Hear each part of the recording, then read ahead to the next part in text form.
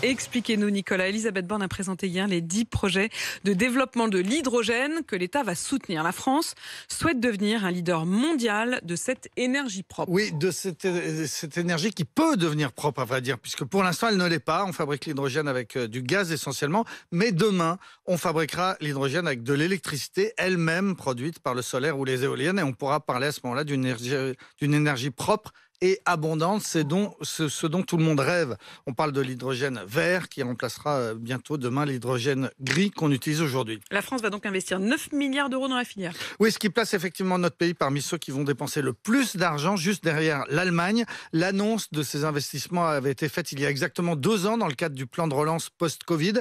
Hier, Elisabeth Borne a détaillé les projets qu'on va soutenir. Une dizaine d'industriels vont recevoir un pognon de dingue pour développer leurs projets et leurs recherches. Par exemple, mais ce n'est qu'un exemple, Renault, à travers une filiale, sera aidé pour imaginer les camions du futur qui rouleront à l'hydrogène. Et pourquoi est-ce qu'on place autant d'espoir dans cette énergie-là ? Alors, parce qu'une voiture qui roule à l'hydrogène ne produit aucune pollution, juste quelques gouttes d'eau. Et on a déjà des bus qui circulent à Pau ou à Auxerre. On a des trains en Allemagne, une centaine de taxis à Paris. Il y a aussi des bateaux expérimentaux et demain des avions.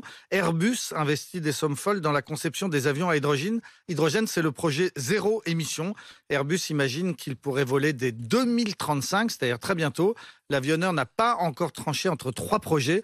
Un avion classique qui transporterait 200 passagers sur 3000 km, un avion à hélice, moyen courrier, ou bien un avion tout à fait révolutionnaire en forme d'aile. Le choix sera fait en 2028, mais il est à peu près certain que vous et moi, d'ici 15 à 20 ans, nous volerons dans des avions silencieux et non polluants grâce à l'hydrogène. L'hydrogène, c'est aussi un moyen de stocker l'électricité. Exactement, et c'est ça qui ouvre le plus de perspectives. Pour l'instant, on ne sait pas stocker l'électricité. Donc, par exemple, quand il y a beaucoup de vent, les éoliennes produisent plus que nécessaire, mais cette énergie est perdue. Pareil pour le solaire en été. L'idée, c'est d'utiliser cette électricité propre pour produire de l'hydrogène que l'on peut ensuite retransformer en électricité l'hiver lorsque les besoins sont plus importants. Les Allemands ont de très grands projets d'immenses installations de panneaux solaires en Afrique du Nord ou bien au Moyen-Orient.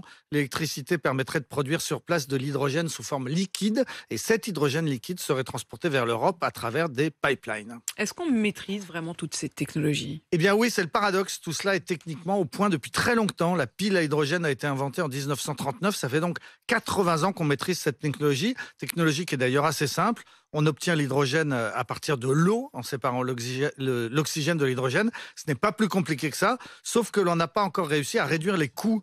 Les investissements annoncés hier visent donc cet objectif, rendre l'hydrogène enfin rentable, ce qui donnerait raison une fois de plus à Jules Verne. C'est Le Monde qui a repéré cette citation du génial écrivain visionnaire dans L'île mystérieuse, un roman de 1874. Il fait parler un savant qui s'enflamme en disant « Oui, mes amis, je crois que l'eau sera un jour utilisée comme combustible. L'hydrogène et l'oxygène fourniront une source de lumière et de chaleur inépuisable. » C'est ce qu'écrivait Jules Verne donc, à la fin du 19e. Eh bien, 150 ans plus tard, on y est presque. Merci, Jamy. Merci, Jamy, alias Nicolas Poincaré. Passionnantes explications sur l'hydrogène.